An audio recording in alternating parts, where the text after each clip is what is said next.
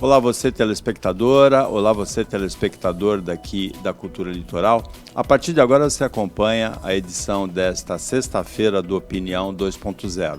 Nós vamos comentar a realidade principalmente bancária, financeira do Brasil com o Roberto Mohamed, que é do time de comentaristas daqui do Opinião 2.0, e com o Henrique Fava, que é economista e que é nosso convidado. Nós recebemos o Henrique Fava com muito prazer, com muita honra hoje aqui.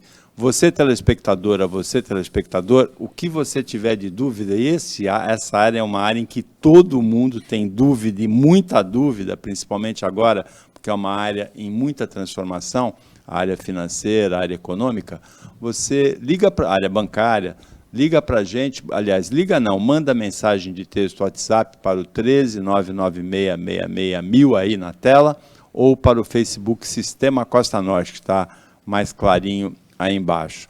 Mohamed, você quer apresentar o Henrique Fava para o telespectador, para a telespectadora? Eu acho que hoje... Boa tarde, Paulo. Boa tarde aos telespectadores. Eu acho que hoje a gente vai ter que fazer a primeira parte do programa e fazer a segunda depois, porque eu mesmo tenho uma série de dúvidas para tirar. Tirei algumas antes, mas a gente vai repetir aqui. Mas eu acho que muita gente não está entendendo o que está acontecendo, né? Muita gente, por exemplo, fazendo Pix sem entender o que ele é de verdade. E aí eu já ouvi coisas absurdas. Não, o Pix paga taxa, o Pix paga imposto, o Pix isso, Pix aquilo. E é bom a gente esclarecer isso para as pessoas, principalmente para não caírem em armadilhas, que é o que mais me preocupa nessa mudança toda que está acontecendo. Henrique, você quer começar explicando para a gente o que é o Open Bank, como é que ele impacta, como é que ele altera a relação do consumidor brasileiro, que no caso é cliente, né, com o banco? Bom, boa tarde. Boa tarde a todos. Obrigado pelo convite, Roberto. Obrigado, Paulo. Bom, o Open Banking, o que é o Open Banking? É um conjunto de regras e de tecnologias que o Banco Central está implantando ao longo deste ano e que tudo indica estará pronto em dezembro para entrada em vigor. Tá? O que vai fazer, então, onde vai impactar o cliente o Open Banking? Hoje, a gente pode pensar que os nossos dados bancários, a nossa história no banco, pertence ao banco. Porque você não consegue ir lá e pedir todo o teu histórico de 15 anos, Paulo, como a gente falava antes, que você tem conta desde o BHU, e hoje é Santander, passando pelo ABN, imagina pegar todo esse histórico teu. O banco não vai te liberar. Por quê? Porque é dele, está na mão dele. É sigilo bancário, ele sempre vai encontrar um empecilho para não liberar essa informação. Na verdade, eu só vou fazer uma correção, está na mão do banco e de todo mundo, né? E você compra em São Paulo num... Nem me fale, você compra um CDzinho, vem tudo. Um pendrive. Mas essas informações, a gente brincou, mas essas informações disponíveis são aquelas que interessam aos bandidos, que é senha, esse tipo de coisa que pode abrir. Agora, o que o Henrique está falando... vai muito mais fundo nisso, e eu acho que vai impactar profundamente as relações entre o cliente e o banco, que é o que ele vai explicar agora. Eu brinquei com esse negócio porque é uma vergonha. Mas né? é uma vergonha, é uma verdade, aliás. Né? Mas então, todo o teu histórico, imagina, a partir de agora o cliente vai passar a ter o direito de pedir ou de comandar o banco para que libere todo esse histórico para o banco que ele quiser, ou para a instituição financeira que ele decidir. Com isso, o banco deixa de ser o dono da sua informação, e quem é o dono é o próprio cliente. Então, é como se fosse o empoderamento do cliente sobre seus próprios dados. Né? Legal. Quais são os impactos que isso vai causar no mercado financeiro e para os clientes? Vamos imaginar a seguinte situação. Eu sou um cliente do Banco A, né, e tenho lá um histórico de 15 anos. Cartão de crédito, empréstimos, eu tenho uma empresinha, uma PJ, que está lá também, tem todo o histórico dos negócios que eu fiz com eles, investimentos, etc. Se eu precisar de um empréstimo, ele vai me cobrar um determinado valor, vamos chutar 10% ao mês. Né? E eu sei que um Banco B, se eu tivesse um histórico bom, com este Banco B, ele me cobraria 8%. É mais barato. Né? Só que ele não vai me cobrar, por quê? Porque o histórico está no Banco A e não no Banco B. E hoje, como o Banco A retém tudo com ele, ele cobra o preço que ele quer. Se, a partir do Open Bank, eu virar para o Banco A e falar, Banco A, mande as informações ao Banco B, eu tenho a possibilidade de ter um empréstimo mais barato. Isso é bom para o cliente, porque ele vai poder economizar um empréstimo futuro. Isso é bom para o mercado, porque vai fazer aumentar a concorrência entre os bancos, porque o Banco A pode se preocupar. Fala, opa, não quero perder esse cliente, vou baixar o preço. Tá? Com isso, a gente tem o cliente sendo dono da própria informação, tendo a oportunidade de ter mais economia, baratear o custo de um empréstimo. O empréstimo é um exemplo. Tá? Você tem uma maior concorrência entre os agentes do mercado financeiro e tem a possibilidade de surgir novos produtos. Por quê? Porque o Banco B pode falar, traz o teu histórico para cá e já traz suas operações, traz os teus negócios, eu vou criar alguma coisa nova para você. Inclusive o que está em andamento? Inclusive o que está em andamento, que aí é a portabilidade. O cliente vai e leva. Ou seja, o Banco B ou um banco qualquer vai ter a possibilidade de gerar novos produtos, propostas diferentes para esse cliente. Por quê? Porque ele vai levar o histórico, não vai ter que construir uma história. Não, ele já leva a história inteira. Agora, isso num mercado tão fechado como é o brasileiro, bancário, não tem muita vantagem, né? Você fica com 4 opções ali na tua frente. Então, isso leva a... Hoje, o que está acontecendo? O Banco Central, ele vem, como a economia vem numa relativa estabilidade, a taxa de juros vem bem baixa até agora, né? Acabou de subir, o Copom acabou de aumentar 0,75% a Selic e tal, mas como ela vinha numa estabilidade, o Banco Central hoje ele vem trabalhando em criar novas ferramentas, novas regras, novos produtos, para quê? Para disseminar melhor as operações, para baratear o custo, independente dos bancos, da gente ter meia dúzia de bancos que dominam 80% do mercado. Como? Através de regras, através de tecnologias, que vai desembocar nas fintechs, nas empresas voltadas à tecnologia e financeiras. Tá? Essas empresas, lógico, são controladas e reguladas pelo Banco Central. Tá?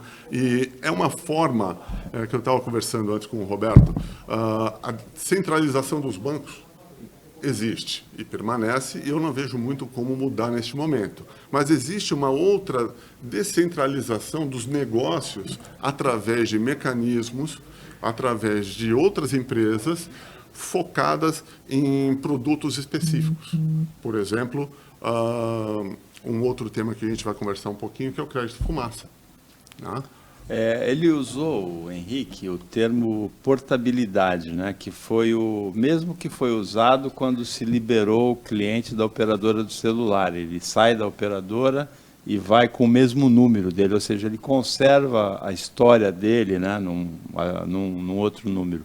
Você concorda com isso? Portabilidade. O cliente leva a história dele de um banco para outro, leva inclusive o que está em andamento. Sim, né? Inclusive podendo acabar com uma das coisas que eu acho mais covardes que os bancos fazem. Principalmente dois, o Banco do Brasil e o Itaú. Eles fazem... O Bradesco também faz, mas em menor escala. Mas o Itaú e o Bradesco são os reis de fazer isso. O Itaú e o Banco do Brasil. Que é a chamada restrição interna. Isso é um crime que se faz contra as pessoas. E aí o Open Bank vai acabar com ela de maneira indireta. Exato. Por quê? Você teve a vida inteira, a sua vida financeira no Banco do Brasil. Nunca teve problema. Num determinado momento você desequilibrou. E aí você ficou devendo para o banco, ele entrou com ação na justiça, ou ele fez uma negociação com você em que ele abriu mão de juros, abriu mão de algumas coisas para fazer um acordo. Ele não negativou você no Serasa, você honrou, você foi lá e pagou. Mas para o banco isso ocorreu como prejuízo. E isso acontece tanto no Itaú quanto no Banco do Brasil. Aí o que ele faz? Ele não pode colocar você no Serasa, você não deve. Ele não pode negativar você, mas ele pode criar a chamada restrição interna. Com o banco você não trabalha mais. Ora, todo o teu histórico positivo no Banco do Brasil foi para o ralo. Porque se você vai para um outro banco, você vai ter que construir uma nova história. E só daqui a alguns anos você vai conseguir ter os limites que você tinha no Banco do Brasil. Com o Open Bank, essa covardia dos bancos da restrição interna que você entra na justiça, eles negam existir. Tem esse detalhe. Lógico. Quando você leva no Open Bank, você puder obrigar o banco a mandar todo o teu histórico para outro banco, e o outro banco disser, comigo não aconteceu nada, você brigou com ele, comigo não, vem aqui porque eu quero você como cliente. Isso morre. Por quê? O Banco do Brasil e o Itaú, que são os campeões de fazer essas restrições internas, vão ser obrigados a relaxar esse tipo de coisa, que é uma ilegalidade, porque você não pode, eles sabem que não podem negativar você, e aí eles fazem isso. Não é muito diferente da Receita Federal, que parou, ainda bem com isso, que quando você ia abrir uma empresa e existia um débito prescrito, ou seja, um débito de 15 anos atrás, que ela nem almejava receber. Aí você vai lá abrir uma nova empresa. Opa, só posso abrir se você pagar esse aqui. Tem 15 anos. Aí eles tomaram tanto pau na Justiça Federal, porque não podiam fazer isso, que eles pararam de fazer. Mas no governo Fernando Henrique foi uma loucura. Era instrução normativa deles. Ressuscita crédito perdido, porque é a nossa vez de receber. É mais ou menos o que fazem os bancos. Eu ouvi de um gerente do Banco do Brasil o seguinte, não, você paga o prejuízo que o banco teve nessa operação, ou seja, volta para o valor original e paga a diferença, anos depois, porque a restrição interna some. Isso é covardia e desonestidade. Isso é aquilo que eu coloquei. Com o Open Bank, o cliente passa a ter o empoderamento da sua informação, do seu passado. Tá? Ele fala, a relação muda. Tá? E esse tipo de problema diminui ou tende a acabar. Tá? Porque a informação é do cliente.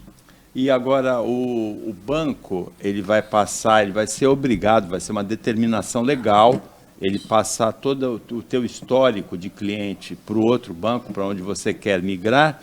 Tem alguma maneira do banco solapar isso, sabotar isso, não? Não. A regra a regra é clara. A regra é clara. Ela determina que todos os bancos grandes serão obrigados a participar do Open Banking. Serão obrigados. Tá? Essa obrigatoriedade de ceder a informação é de 12 meses. Então, eu pedi hoje, ano que vem, daqui 12 meses, se eu quiser a mesma informação, eu vou lá e peço de novo ao banco. Tá? As empresas pequenas, das instituições financeiras menores, por exemplo, as fintechs, tá? Elas podem participar ou não. Só que o que acontece? Tem um tema de reciprocidade da informação.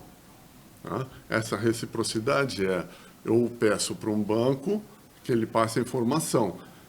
Ele vai ter que devolver, se eu passei a informação de um banco para uma fintech, porque eu assim determinei, a fintech em algum momento vai ter que devolver essa informação para outra. Então, no final, no frigir dos ovos, todo o mercado vai participar. Do Open Banking. Em outras palavras, a gente pode dizer que, na verdade, você vai ter conta num banco, mas vai poder agir como se tivesse conta em vários bancos, como se o Brasil tivesse um banco só. Isso não é um pouco próximo do sistema americano? Porque nos Estados Unidos, que tem um sistema bancário bem diferente do nosso, porque lá é regionalizado, os bancos não são monstruosos como o nosso. Mas você nota que, por exemplo, as transferências de um banco para o outro são muito rápidas. Os saques, inclusive, eles têm uma espécie, eu não sei se funciona como federação de bancos ou convênios de bancos, mas você é cliente de um banco que tem 3 agências na costa oeste, você saca dinheiro em Nova York num outro banco que tem convênio com o seu. Não é uma forma da gente se aproximar desse sistema em que os bancos compartilham informações? Não, no caso do modelo americano, eles precisam ter um mecanismo de fazer esse tipo de transação, exatamente porque lá o banco é municipal, lá tem um banco da cidade. Né? Aqui nós não temos um banco da cidade que só opera na cidade. Em função dessa condição, eles criaram todo o mecanismo de fazer as transferências. Mas é fazer a transferência, não necessariamente passar informação. Países que já entraram com o Open Banking, a gente tem alguns países. Reino Unido já começou, a Austrália está implantando o mesmo modelo ou semelhante ao nosso, mas os Estados Unidos ainda não. Ainda está estudando para ver como vai colocar. Então, uma coisa é transações financeiras, outra coisa é disponibilização da informação, do histórico do cara, né, dos dados da pessoa, né, do cliente. Depois do intervalo, vamos conversar um pouquinho com o Henrique Fava, economista, sobre o Pix. Muita gente ainda não se adaptou, mas muita gente também já se adaptou ao Pix. Depois do intervalo, que é bem rapidinho.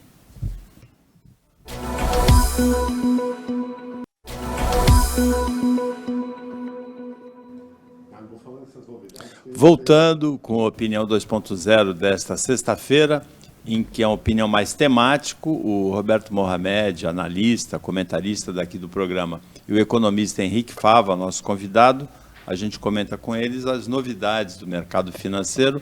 Você, telespectadora, você, telespectador, pode mandar para a gente pergunta, opinião, informação, comentário, crítica, elogio, reclamação, tem muita gente que reclama de banco também, tudo pelo WhatsApp 13996661000 ou pelo Facebook Sistema Costa Norte. As novidades tecnológicas hoje, elas duram pouco, não é, Henrique? E o Pix, será que ele veio para ficar ou ele também pode durar pouco? Bom, eu entendo que o Pix veio para ficar e já é um sucesso. Tá? O Banco Central já bateu todas as metas deles de expectativa de utilização do Pix. Ele é uma ferramenta extremamente simples, né, prática e segura. Né? E barata, né? E barata. Não paga nada. Pelo menos até o momento não se paga nada, não se cobra nada. E você pode usar, e tem mais uma outra vantagem, você usa ele 24 horas, 7 dias por semana. Funciona a liquidação financeira como se fosse um cartão de débito. A mesma coisa que você passar um cartão de débito. Tá? Isso é muito, muito interessante e muito bom, porque você não espera chegar segunda-feira, no final de semana, para receber ou para fazer o pagamento efetivo. Tá? Essa é mais uma ferramenta que o Banco Central implementa, que vai somando ao Open Banking, ao crédito fumaça, que a gente vai falar num outro momento, que visa criar mecanismos mais modernos, uma forma de você popularizar e transformar e deixar mais simples as operações no mercado financeiro para os clientes em geral. Isso poderia significar uma volta, um renascimento dos bancos menores, Henrique? Bancos menores, vamos lá. O que é um banco menor? Porque o que a gente tem hoje no mercado, a gente tem várias figuras de bancos. Né? A gente tem Banco mercantil de descontos. Nós trabalhamos eu que sou antigo, pequenos, que não existem mais. Eu trabalhei no Banco Mercantil do Brasil. Esse ainda existe, mas um irmão odeia o outro, e aí o banco está diminuindo de tamanho sozinho. Mas era um banco pequeno, como era o Mercantil de Descontos, o Mercantil de São Paulo, que chamava-se Finasa também por causa da financeira, como o Holandês Unido tinha a Emoré, que valia mais que o banco. O Banco do Progresso, a Grimisa, o Banco Bandeirantes. Mas hoje nós temos ainda bancos pequenos. Sim, mas hoje eles praticamente não aparecem. Banco Pan-Americano. São os bancos digitais, na verdade. O Banco Pan-Americano foi vendido agora. Acabou de ser vendido. Mas você tem o que, na verdade, acontece é que esses bancos pequenos, eles acabaram encontrando nichos de mercado. Então, você tem bancos especializados em determinado nicho de negócio. Por exemplo, Banco Máxima. Ninguém conhece Banco Máxima. Né? O Banco Máxima é o banco que é dono daquela ferramenta de remessa financeira para o exterior, que hoje é a mais barata, que está sendo utilizada demais para você fazer a remessa de dinheiro. É um banco especializado em câmbio, né? Mas tem uma estrutura de banco pequena. Banco Alfa, banco que trabalha com clientes na faixa de 50 a 150, 200 milhões. Pelo teatro do que por ele. Exato. Que é da família Alfa, quer dizer, Álvaro Farias, que era o antigo dono do Real. Né? Então você tem, na verdade, bancos pequenos. Banco ABC Brasil é um outro banco pequeno. Tá? É um banco de nicho. Ele tem um nicho de mercado em que ele prefere atuar. Né? E não ter todas as responsabilidades e todo o investimento exigido para ser um banco grande. Ou porque não interessa, ou porque é foco. Tá? Essa é a ideia. Bom, voltando para o Pix, você considera que o Pix é seguro, foi bem desenvolvido tecnicamente? Sim, sim. O Banco Central tem uma característica muito interessante de a preocupação de só entregar o que realmente funciona. Tá? E eu vou mostrar depois, quando a gente falar de crédito fumaça, no momento, o que aconteceu. A ferramenta foi bem montada, foi bem entregue E hoje eu não consegui descobrir, eu falei com muita gente no mercado essa semana, eu não consegui achar ainda nenhum caso de fraude pesada. Tentativas de fraude, sim. O que pode acontecer é você ser assaltado e o nego pegar a tua informação e você falar, o meu Pix, a minha chave do Pix é tal, e o cara utilizar. Mas fraudar o sistema, burlar o sistema, eu ainda não consegui ver nenhum caso. E eu conheço pessoal que trabalha com a parte de segurança de informação, etc. O Pix é bom, importante deixar claro, ele é uma ferramenta do Banco Central, não é uma ferramenta dos bancos ou uma empresa prestando serviço. Não. Muito pelo contrário, né? Ele foi uma resposta do Banco Central a uma vontade, a um movimento que estava tendo entre alguns bancos e a Cielo de fazerem um sistema dessa forma. Né? Na verdade, sim, já tinham os dois movimentos meio que em paralelo. O Banco Central desenvolvendo a ferramenta que seria o Pix e um outro grupo desenvolvendo uma outra ferramenta semelhante para fazer a transferência financeira através de WhatsApp, através de Facebook, até que no passado o Banco Central olhou as duas e falou, não, vocês para poderem fazer essas transferências via WhatsApp, Facebook, etc., ainda não estão preparados, esperem e se organizem. Nesse meio tempo, ele correu e entregou a ferramenta dele, que é um sucesso.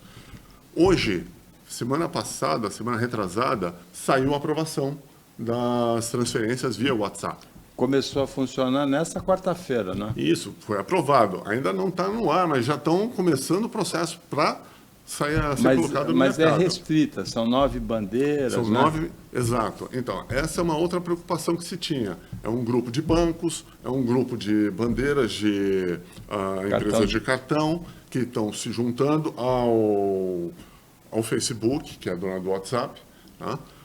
Que tem a tecnologia sistêmica. E é em nível internacional isso, não é só no Brasil, né? O que eu sei ainda começa primeiro no Brasil, né? O mecanismo já tem lá fora, mas o funcionamento no Brasil, por enquanto, é restrito ao Brasil, pelo menos é o que eu vi. No momento seguinte, uma vez que estabilizou aqui dentro a utilização, aí normalmente passa a dar um passo para frente, que seria transferência. Você acredita que a gente vai chegar na transferência internacional, porque você falou de câmbio, a gente vai chegar a um grau de simplificação, como por exemplo é no sistema americano, em que você faz transferência para qualquer país diretamente do seu banco sem utilizar carteira de câmbio? Sim, já é feito. A gente vai chegar, a gente já está chegando nisso. A gente já tem mecanismos no telefone. Você faz a transferência para outro país, você tem no Big Code, que são os códigos e tal do banco lá fora, você consegue transferir. Eu já fiz algumas transferências. A gente já chegou nesse nível. Já chegou. O Pix foi desenvolvido no Brasil ou é inspirado em algum modelo estrangeiro? Não, o Pix foi desenvolvido pelo Banco Central. Existem outros modelos semelhantes fora do país. Se fosse o Dória, o Bolsonaro não ia atirar. É possível. Ele ia dizer, não, foi lá a Universidade John Hopkins. Mas foi desenvolvido pelo Banco Central. Totalmente desenvolvimento do Banco Central. O Brasil, nessa tecnologia bancária, dessa área, não fica devendo? Eu entendo que não. Eu tenho 40 anos de mercado financeiro, sempre estivemos à frente da maior parte dos países. É lógico, tem que guardar características de cada país. Tá? Nós temos características muito complexas, muito mais complexas que outros países. Tá? E nós sempre estivemos à frente. As fintechs, os bancos virtuais, a partir do momento em que você opera quase qualquer coisa hoje pelo seu celular, não é? Eles passam a ser os concorrentes que vão ser considerados pelos grandes bancos? As fintechs podem crescer, podem ocupar um pedaço do mercado bancário grande? Com certeza. Com certeza, principalmente porque o que acontece? Nós temos uma população desbancarizada muito grande. Tá? Por quê? Porque não tem renda para entrar. Então, esse é um tipo de cliente que interessa para os bancos, mas que o banco não consegue levar. Quem vai levar? As fintechs. Além dessa população desbancarizada, você tem... Mas essa população desbancarizada, você acha que ingressa no mercado bancário virtualmente? Sim, você conhece alguém que não tem um celular? Celular todo mundo tem, mas Hoje, mas smartphone não é todo mundo que tem, não é? mas a grande parte tem. Vamos pensar assim, que essa população está crescendo e está indo para o smartphone, porque tem que ter Facebook, tem que ter WhatsApp. É difícil explicar. O Brasil é um país que tem 200 milhões de habitantes e 300 milhões de celulares habilitados. 400 já, né? Já 400? Quase 2 celulares por pessoa, né? Quer dizer, a gente fica pensando, pô, peraí, como é que alguém fica falando que não tem? Pode não saber mexer. Exato. Mas o celular está lá. Não, hoje em dia tem celular com letra grande, ícone grande, para Aqueles quem é míope, né? Para quem Exato. tem dificuldade. Então, você já comprou desse, Paulo? Aí, mas qualquer dia chega o meu dia de comprar. Eu tenho outras dificuldades da idade, mas a da visão eu não tenho. Não, eu já tive que aumentar o tamanho da fonte. Eu aumentei um pouquinho também, discretamente. Eu estou com bifocal. Agora, essa questão de eles vão ampliar e vão fazer isso. Agora, uma dúvida que eu tinha também, que foi a mesma coisa do Pix. Eles são fiscalizados pelo Banco Central? Sim. Toda empresa, toda instituição financeira ou toda instituição que quer operar no mercado organizado financeiro no Brasil é regulado pelo Banco Central. Banco Central, SUSEP, no caso das seguradoras, corretoras, Banco Central e CMN, Comissão de Valores Mobiliários.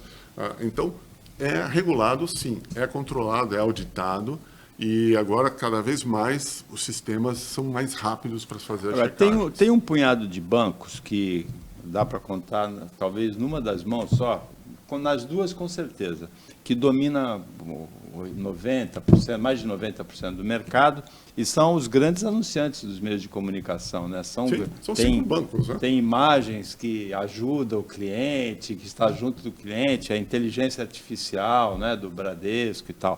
Esses bancos, esse mercado fechado, vai perder, vamos dizer assim, 60%, 70% disso, ou 30% ou 40% disso, para bancos pequenos virtuais? Olha, vai deixar acontecer isso? Eu não sei se vai perder tudo isso, mas já vem perdendo, sim, base de cliente.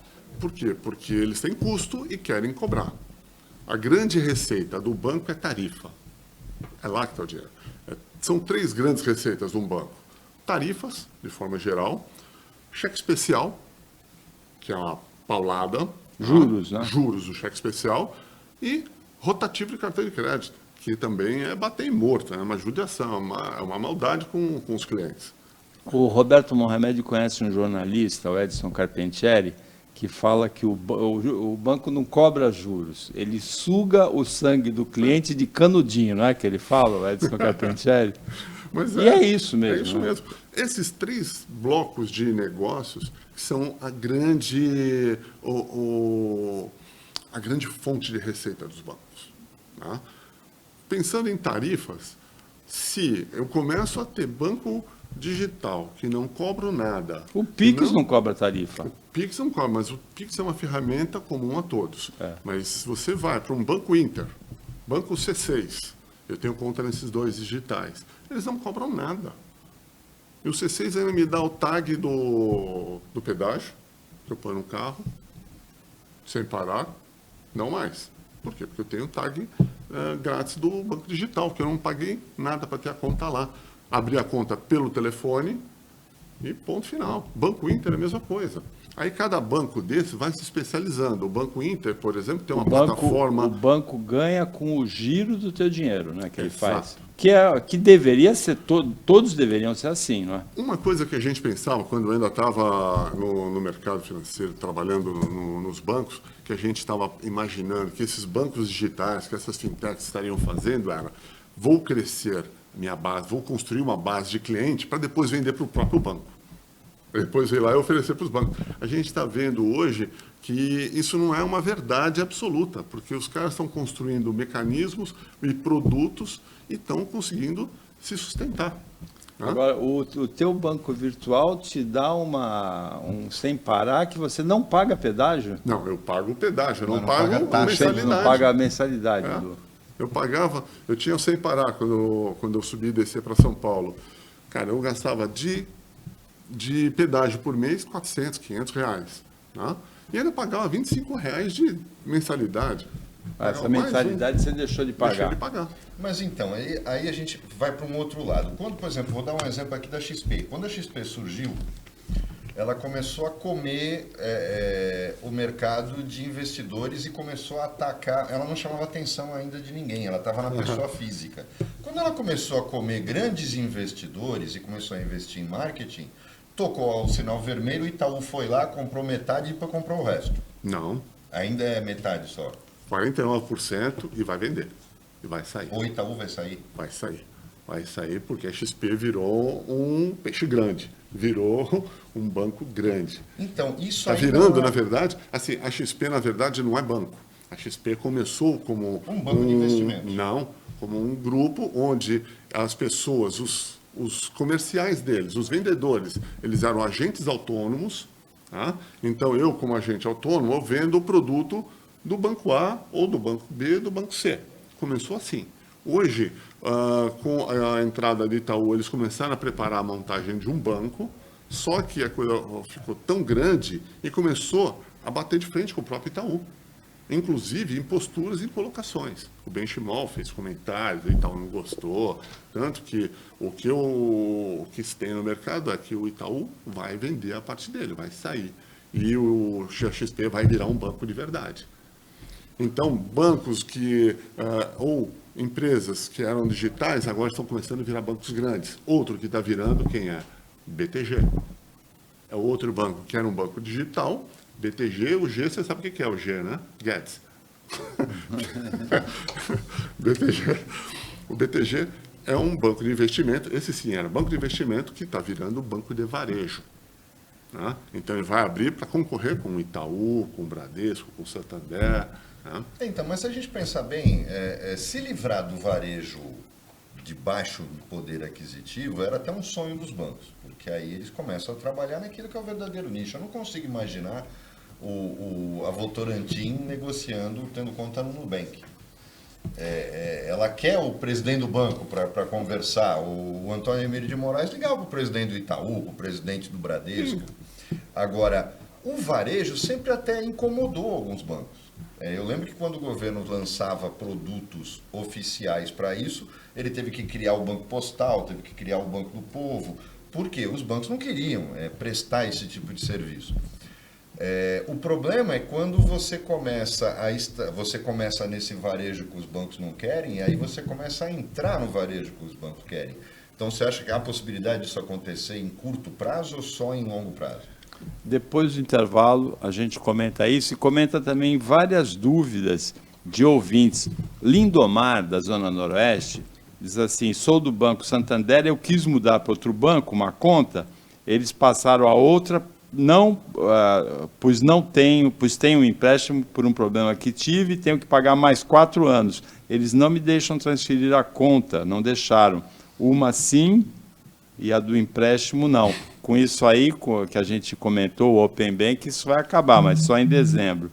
O Elvio Ritt, de Aparecida, Mohamed, diz assim: considerando que o presidente quer ressuscitar o voto impresso, é capaz de querer que se faça transferência só em dinheiro, senão é fraude. Depois do intervalo a gente comenta.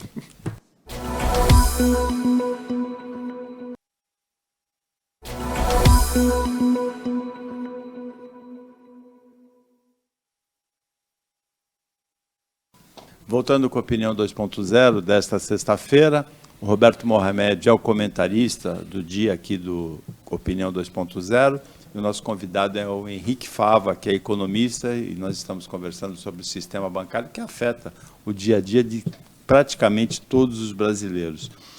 A nossa telespectadora Lindomar, da Zona Noroeste, ela disse que tinha uma conta no Santander, 2 contas. Uma tinha um empréstimo, que ela ainda tinha 4 anos para pagar, e outra não. Ela quis mudar as contas e o Santander não mudou. Na verdade, o Santander deveria mudar, mas ela tem que pedir para mudar o empréstimo. Ela tem que levar o empréstimo, fazer a portabilidade desse empréstimo para um outro banco. Já é possível fazer isso hoje? Sim, hoje é. Você faz a portabilidade de financiamento, de empréstimos, não tem problema nenhum. Agora, o outro banco tem que aceitar. Tá? Então ela tem que ir no banco e o banco falar, pode trazer esse empréstimo para cá. Tá? Muitas vezes o banco traz o empréstimo e melhora a taxa. Tá? Diminui a taxa do empréstimo. Isso acontece muito com o consignado, né? Com Inclusive. consignado, imobiliário, empréstimo imobiliário acontece bastante. Depende disso, vai muito de época, do momento no mercado, como está, se tem... O juro, em geral, quando o juro baixa, outros bancos se interessam pelo empréstimo que está com juro mais alto, né? Exato. E ele ainda baixa um pouquinho, mas mantém acima dessa taxa que está. Dá um troco, devolve, Dá um troquinho. né? O telespectador Marcos, de Bertioga, ele pergunta se a Bitcoin é um investimento seguro, como é que você vê a Bitcoin, a criptomoeda? Então, Bitcoin é um investimento do momento, só que eu vejo com bastante cautela. Por quê? Porque não existe regulamentação ou regulação de nenhum órgão sobre os negócios feitos sobre essa moeda. Tá? Nem da moeda, nem sobre negócios feitos. Então, se você comprar um Bitcoin, o Bitcoin é falso, a documentação é falsa, você não vai ter onde correr. Você não tem para quem, você não tem um Banco Central para ir lá e falar, Banco Central, aquela empresa, aquele escritório de investimentos me vendeu um Bitcoin que não existe. Não tem como, você só vai poder recorrer à polícia. Tá? Não existe nenhum tipo de regulamentação ou de regulação de um órgão competente sobre essa moeda. Agora, tem muita gente que ganhou muito dinheiro com Bitcoin, né? Como tem gente que perdeu também, né? Sim. Essa é a lei do mercado. É se alguém uma está gangorra, ganhando, né? vai muito do que acontece lá fora. Então, assim, a gente não sabe por que se o movimento é um movimento natural do mercado ou se é um movimento provocado por algumas empresas, se é algum grupo que tem algum interesse com o dinheiro, tem uma posição que força a queda do preço, né? Imagina, você força a queda do preço, você sai vendendo barato, mas quem está comprando é teu amigo. Isso não tem regulação, não tem controle. Né? Aí quando você acha que você está perdendo todo o seu dinheiro, você vende o teu, quem vai comprar é esses caras que estão envolvidos nesse negócio, que estão manipulando o mercado. Existe a possibilidade de se manipular, é lógico que eu estou falando aqui, são milhões de dólares, porque o mercado de Bitcoin é lá fora. Aqui a gente só pega o reflexo, né? A valorização, a desvalorização, mas tudo acontece Henrique, lá. eu vou pegar carona para um assunto que eu acho que a gente já discutiu aqui muito nesse programa, que é o dólar.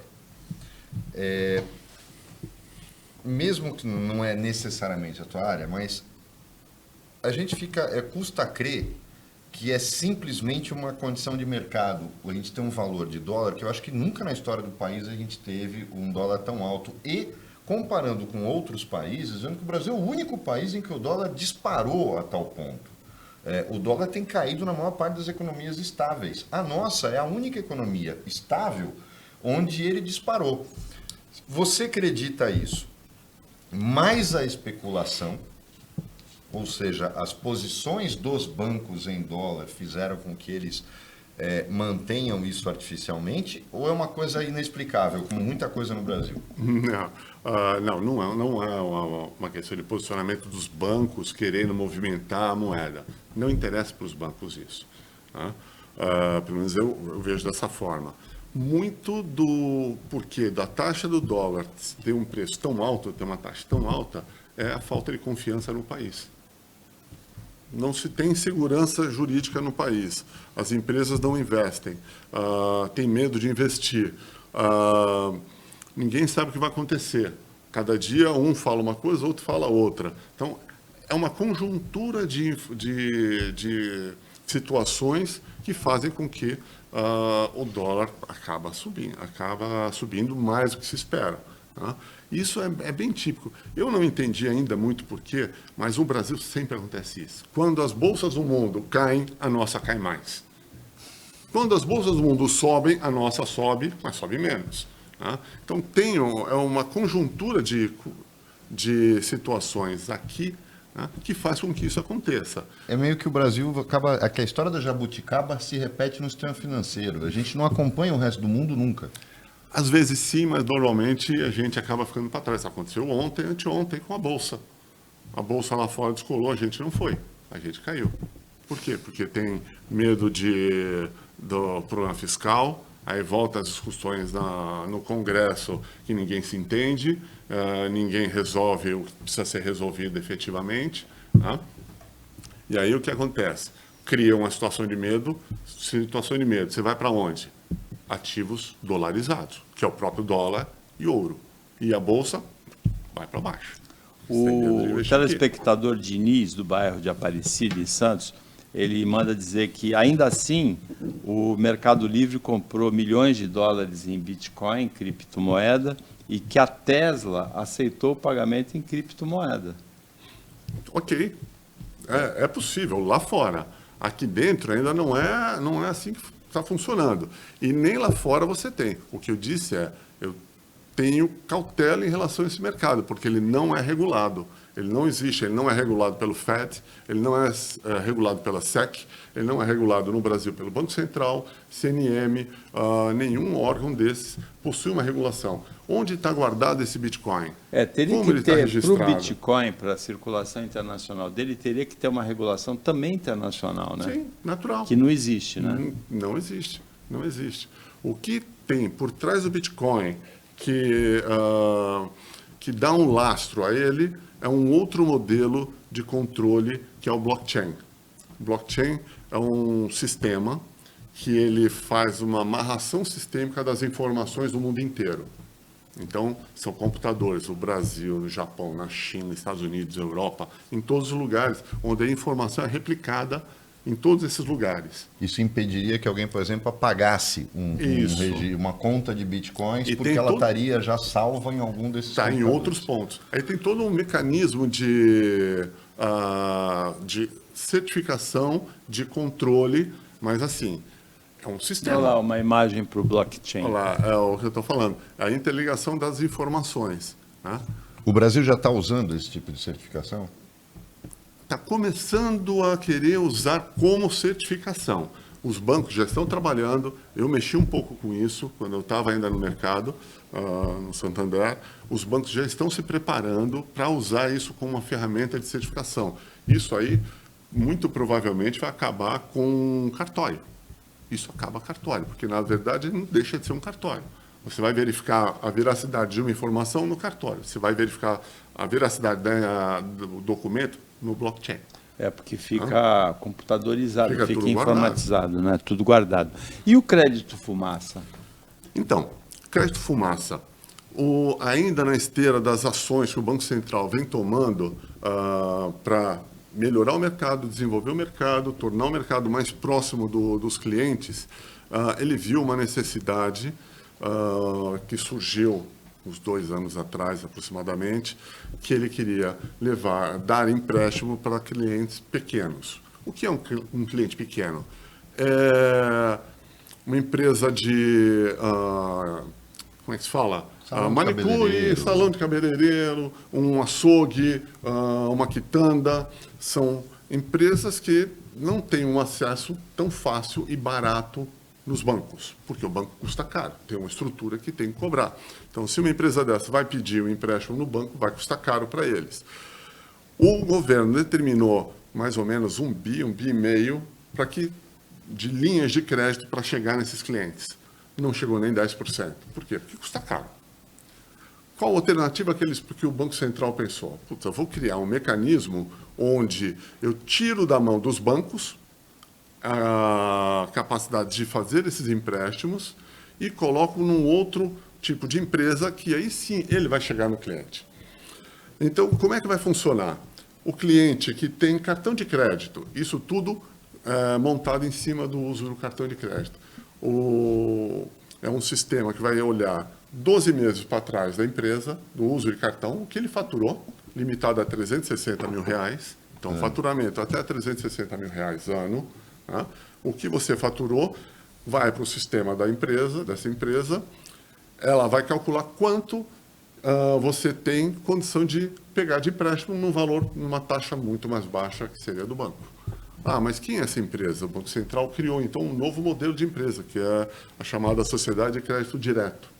É uma empresa específica para fazer esse tipo de empréstimo. Estatal? Não, qualquer um pode montar. Qualquer um, qualquer empresa. Já tem até Já empresas tem. montadas, né? Já tem várias. Essas empresas elas vão construir um sistema, tudo automatizado, ou via telefone ou via computador. Você entra, se cadastra na empresa, ou a empresa vai até você e te oferece. Consignado empresarial. Exato. Bem por aí, um consignado. E já as primeiras estão sendo justamente as operadoras de máquina de cartão, né? PagSeguro, GetNet, Isso. que Estão estão se adaptando para... Estão montando empresas em paralelo. Uma coisa é a adquirência, outra coisa é o empréstimo.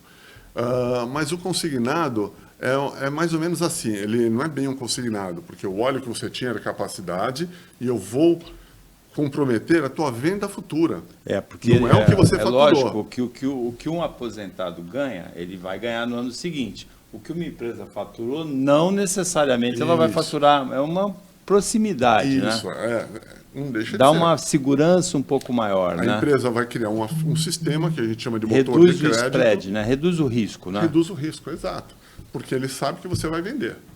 Né? Ele faz a conta, ele tem um motor de crédito que a gente chama esse tipo de sistema, que vai calcular e vai dizer, olha, você pode tomar um empréstimo de tanto, por tantos meses, numa taxa de tanto. A telespectador, o telespectador que tem uma empresa que se caracteriza nisso, um negócio, né, de até 30 mil reais por mês, né, 360 mil reais no ano, o que ele pode fazer para entrar nesse mercado aí e conseguir um capital de giro?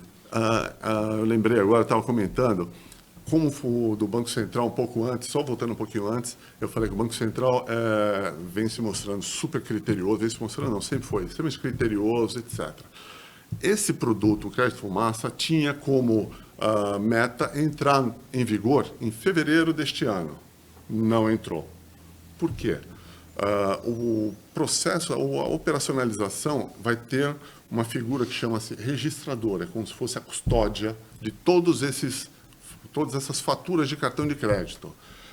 A CIP, que é uma empresa que pertence aos bancos, é a maior empresa que dá suporte, ela não se preparou, não se adequou. Tá? Então, se ela não entrasse, se o Banco Central põe no ar a operação e a CIP não entra, ia ficar de fora Banco do Bradesco, Santander, Itaú, ia ficar de fora muitas empresas, muitos bancos. O Banco Central falou, não, eu vou atrasar a entrada, aplicou uma multa de 30 milhões de reais na CIP, tá? Porque ela não se preparou, e colocou como uma nova data 7 de junho. Pode ter sido boicote? Não. Não. Não, eu acompanhei. Eu estava lá perto. Foi falta de organização mesmo. Eles não conseguiram desenvolver o sistema Que de forma adequada. É um mecanismo muito interessante e atinge um mercado empreendedor brasileiro, uma fatia grande do mercado. Gigantesca. Né? Imagina, toda empresa pequena, aquela pessoa que monta um negocinho dentro de casa, a lojinha que passa cartão de crédito. E que precisa de capital de giro e que vai conseguir com juro baixo, né? Vai conseguir com juro baixo, exatamente. A ideia exatamente é levar capacidade de... Sem necessidade de investimento do governo, né? Sem necessidade de investimento do governo, exato. O governo, através do Banco Central, o que ele está montando? Isso é uma solução muito criativa, né? Só o mecanismo, a regulação. Com isso, bom, nós estamos chegando ao final do Opinião 2.0. Mohamed, a gente precisa fazer uma retificação. Eu tomo muito cuidado quando noticia a morte de alguém. E ontem a gente recebeu, durante o programa, uma comunicação de morte do advogado Mário Mello, era de um jornalista do meio esportivo, né? E essa informação, graças a Deus, não se confirmou. O Mário Mello, a família pede orações, ele está numa situação difícil, clínica, internado, entubado.